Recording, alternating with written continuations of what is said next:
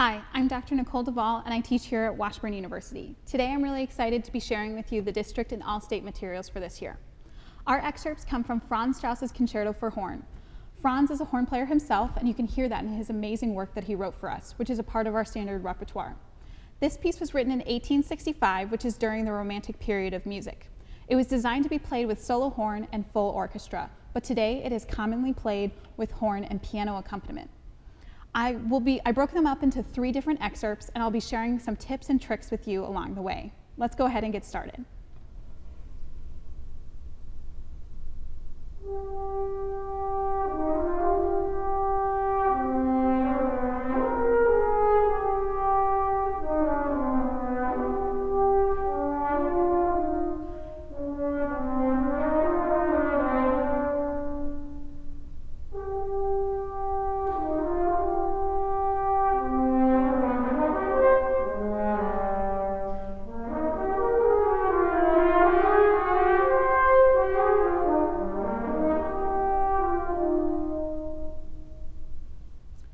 This opening section has a beautiful flowing melody. It is important to make sure you use great air support so all of the slurs sound very connected.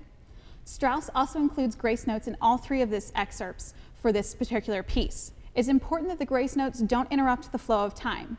An easy way to practice this is to pull out your metronome and practice it without the grace notes. Then add back in the grace notes to make sure that it doesn't interrupt the flow of time in general. Another possibly challenging spot can be the triplet or sextuplet section. Again, this is a great section to remove the tie as well as the grace notes and just play the sextuplets or triplets by themselves before adding in each of those components one at a time.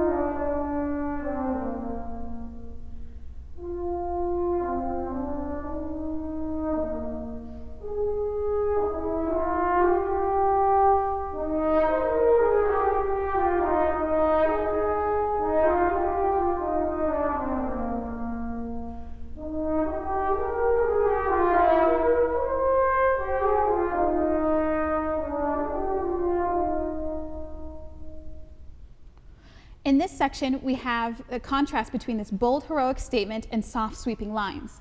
It is important that you practice the opening bold, heroic line, arpeggiated section, very slowly to make sure that those intervals are correct. Practicing with a metronome is an important tool that you can use for all 3 of these excerpts and in your daily practice as well. Musicians have a tendency to slow down when we play soft music, and that is definitely evident in the last part of this section of this excerpt. Make sure to use your metronome to help you learn how to stay in time during this section.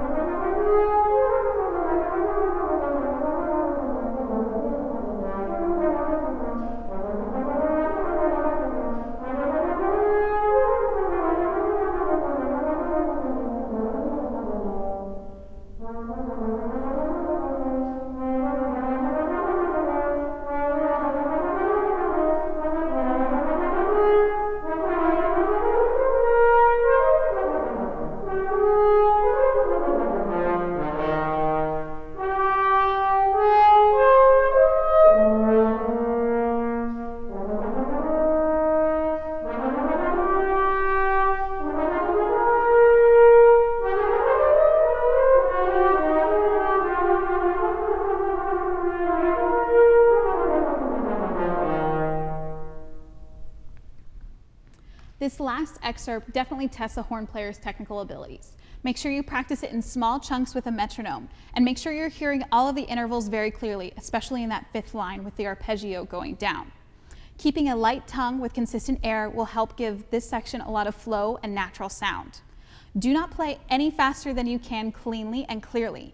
I have chosen 100 to 104 for my demonstration tempo of this excerpt. If you need to play it slower, please do so. At the end, we have a trill. This is a lip trill which occurs between C and D. That can be played using your embouchure to switch between the notes on the harmonic series. This can also be done by using a finger trill between trigger open and trigger 3. Make sure in both types of trills that you're using proper air to make it sound natural and easy. When preparing for an audition, it is very important to make sure that you play in front of as many people as you can. This includes friends, families, neighbors, and teachers. This is an important element to the audition process. You want to create the audition room concept before you actually get into the audition room. When working on this material, also make sure that you don't ignore the other 2 key elements to this audition, which include your scales as well as sight reading material.